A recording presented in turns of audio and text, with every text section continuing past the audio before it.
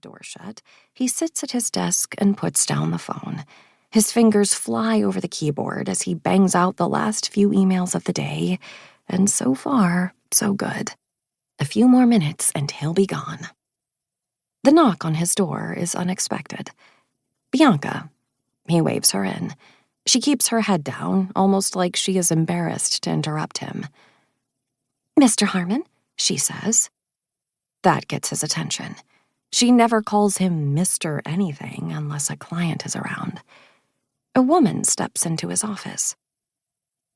Wes races through his mind, trying to figure out if she is someone he knows but can't remember, or someone he should know but hasn't met yet.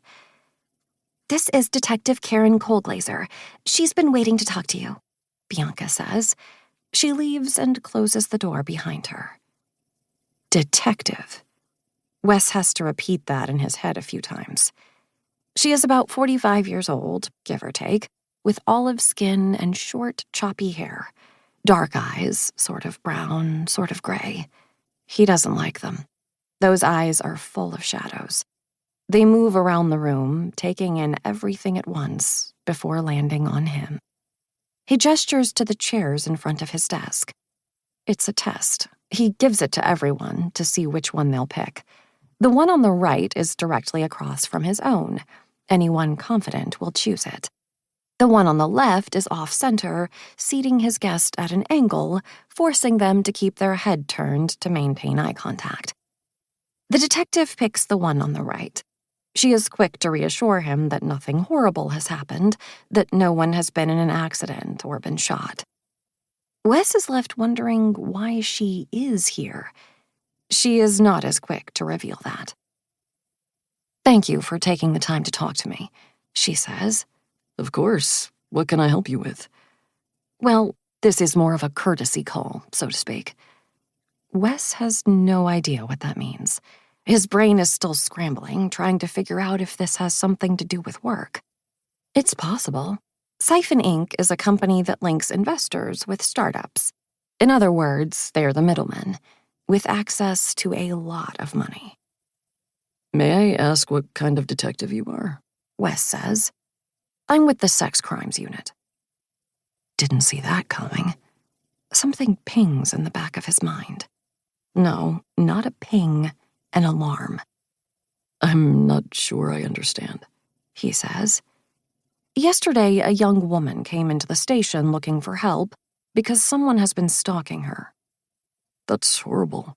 Horrible enough to make her terrified and angry. She lets that description hang in the air. Wes isn't about to grab it. What makes this situation particularly difficult is that her stalker technically hasn't broken the law, Karen Coldlaser says. So there isn't much the police can do. Wes feels his heart ramp up again, thumping so hard against his chest that it must be visible. "May I ask what this has to do with me?" For him, a rhetorical question.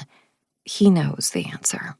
Maybe he knew it as soon as Karen walked into his office, but he had shoved it aside, thinking it couldn't be true. Still, he manages to look surprised when she says it. The woman's name is Ivy Banks. The Plato quote pops into his mind. An hour ago, it was irrelevant.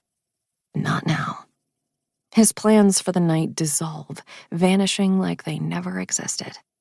It doesn't matter when Wes leaves the office, whether it's at 5:30 or 10 o'clock at night. He will not be going out with Annabeth. Because Ivy is back. Chapter 2.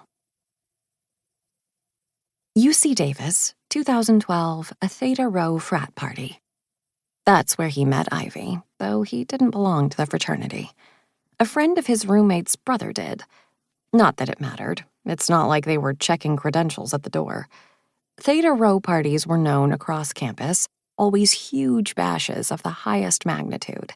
The house was packed tight and hot as hell, exactly what the students wanted. Wes was no exception. He was more than buzzed, less than drunk, and very, very horny. Girls were everywhere, all kinds of girls, each one better looking.